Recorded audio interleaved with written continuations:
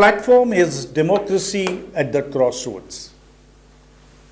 The question we are posing today is, should a leader of a democratic country, it doesn't matter if he or she is a leader of the government of the day or a leader of the opposition, should such a leader criticize the rival political party while traveling abroad?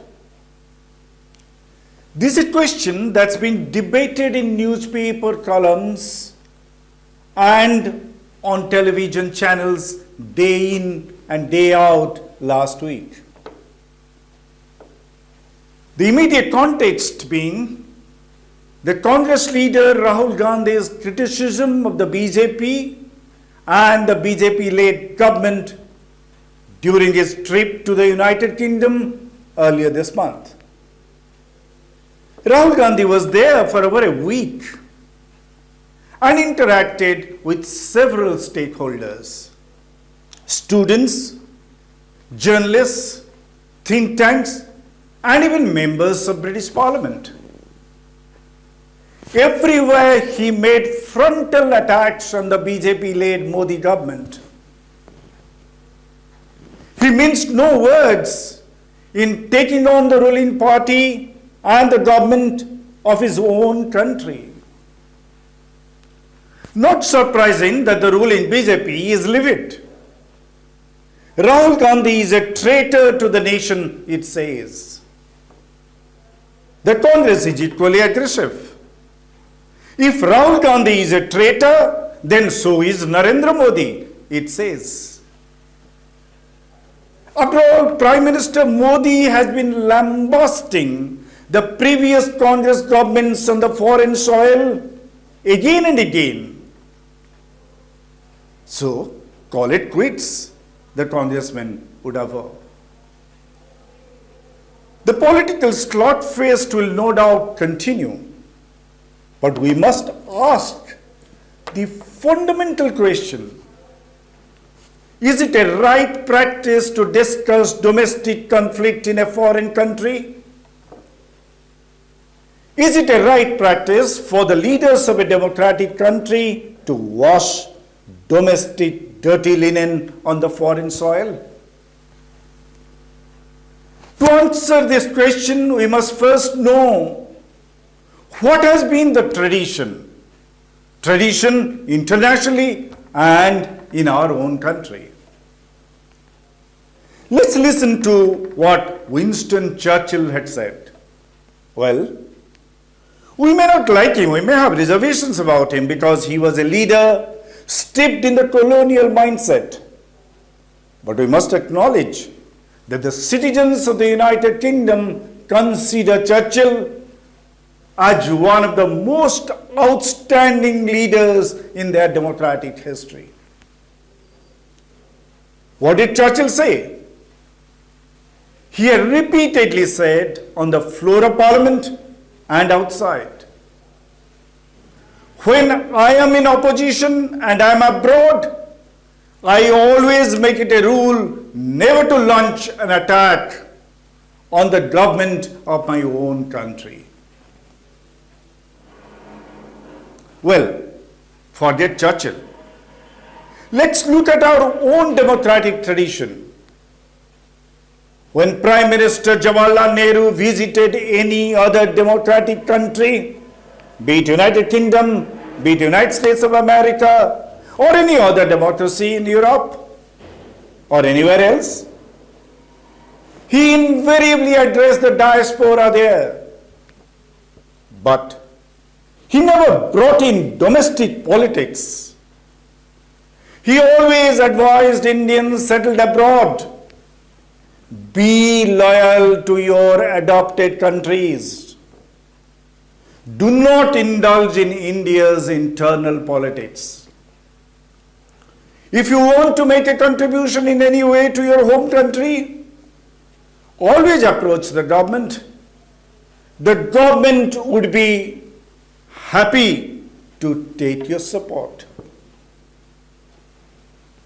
But Nehru invariably emphasized everywhere, please do not indulge in partisan politics of your motherland. Nehru used to say, I will never suggest that you support my party or any other party. After Nehru, Lal Bahadur Shastri's tenure was very brief. So was Morarji Desai's short-lived Janata experiment. Indira Gandhi and Rajiv Gandhi followed the Nehruvian tradition to a T. They never invoked domestic politics while they were abroad. Interestingly, during Rahul Gandhi's interaction with the Indian Journalist Association in London last week, an old gentleman made an interesting interjection. He said he had attended a meeting addressed by Indira Gandhi in the same hall way back in 1979 when she was not the Prime Minister. Incidentally, that occasion was also an interaction with the Indian Journalist Association based in London. When Indira Gandhi was asked about the ill treatment meted out to her by the Morarji Desai government, she was quite categorical. She did not want to discuss the domestic politics in a foreign country. Rajiv Gandhi scrupulously followed this practice of his mother and grandfather. Even take the case of Atal Bihari Vajpayee. When he was the leader of the opposition, or when he became the Prime Minister of the country, Vajpayee never discussed domestic politics while he was in another country. But unfortunately, both Prime Minister Modi and opposition leader Rahul Gandhi have been repeatedly violating that sacred tradition. It's a fact for everyone to see that Prime Minister Modi initiated this vicious practice. Remember that Madison Square Garden in New York, where Prime Minister Modi landed just a few months after that huge victory in the Lok Sabha elections? It was September 2014. Prime Minister Modi was addressing a mammoth rally of the Indian diaspora. What did he say? He said, I know you did not vote in the elections in India in May this year. But I also know that you celebrated in a big way when my party won, when I became the Prime Minister. You are happy that a corrupt government was voted out of office. Just a few months later, Prime Minister Modi traveled to Toronto in Canada in April 2015.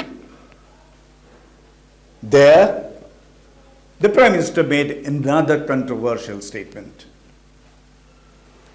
He said, so far you have known a scam India, quote unquote scam India. Now, during my regime, India will be known as Kill India, quote unquote Kill India. What was the Prime Minister doing? He was trashing the Congress-led government that just preceded him. Just a month later, in May 2015, the Prime Minister was in Shanghai in China. There he said, earlier you were ashamed of India, but today you are proud of your home country. 2 days later in Seoul, South Korea, Narendra Modi said, before I became Prime Minister, people of India used to wonder what sin they have committed to have been born in India. Now that I am in office, Indians living abroad are in a queue to rush back to India because India has of late turned into a blessed land.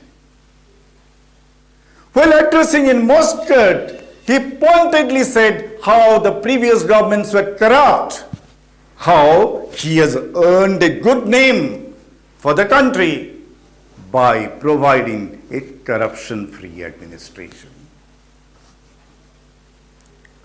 These are just a few examples. Prime Minister Modi has traveled to scores of countries in the last 9 years. And everywhere he has spoken about the lost decades of the Congress regime and how he has brought a new dawn in India. Prime Minister Modi, by doing this, completely disavowed that sacred tradition, the tradition not to run down your own government, present or past, while you are abroad. Rahul Gandhi, unfortunately, has been following the footsteps of Narendra Modi rather than his own father, his own grandmother, and his illustrious great-grandfather. He is doing exactly what Narendra Modi has done in the last 9 years. This time, Rahul Gandhi went hammer and tongs at the Modi government everywhere he went during his week-long sojourn in the United Kingdom. When he spoke to the students of Cambridge University, when he interacted with journalists based in London, when he spoke to the researchers at the Chatham House, a think tank, or when he addressed members of British Parliament. Rahul spoke about Pegasus, about capture of institutions by the RSS. He talked how the media was being intimidated, how ED, CBI, income tax was being unleashed on opposition leaders, how they, the opposition MPs, are not able to discuss pertinent issues in Parliament, issues like the Chinese intrusion into the Indian territory and about crony capitalism and Adani saga. Rahul also talked about how the tribals, Dalits, minorities are being excluded from the development narrative of the country. This is not the first time that Rahul Gandhi made that scathing attack on the Modi government. Way back in September 2017, while speaking to students of University of California, Berkeley, he had talked about the politics of polarization practiced by the Modi government. In 2018, again in the United Kingdom, he had compared the RSS to the Muslim Brotherhood. He had said, both have the same idea, the idea that one ideology should run through every institution, that one idea must crush all other ideas. In Malaysia in March 2018, he castigated the demonetization policy of the Modi government. In Singapore next day, he said there was a general atmosphere of intimidation and politics of divide and rule. It's indeed unfortunate that both Prime Minister Modi and his principal challenger in Indian politics, Rahul Gandhi, both have desecrated the noble democratic tradition of not bad-mouthing the existing or previous government abroad. It is true that Prime Minister Modi started this unhealthy trend. But Rahul Gandhi is also demeaning himself by pursuing the Modi line. Two mistakes do not make an action right. Rahul Gandhi would have done well by following the footsteps of his father, his grandmother, and his great-grandfather, all previous prime ministers, rather than following the path of the present prime minister and his arch political rival, Narendra Modi. It's important. We need to save our hard-won democracy. A thriving democracy is not based simply on periodic elections, but on sound, vibrant practices, conventions, and traditions. Both Prime Minister Modi and the BJP on the one hand, and Rahul Gandhi and the Congress on the other, must introspect and mend their ways for the sake of our democracy. Thank you.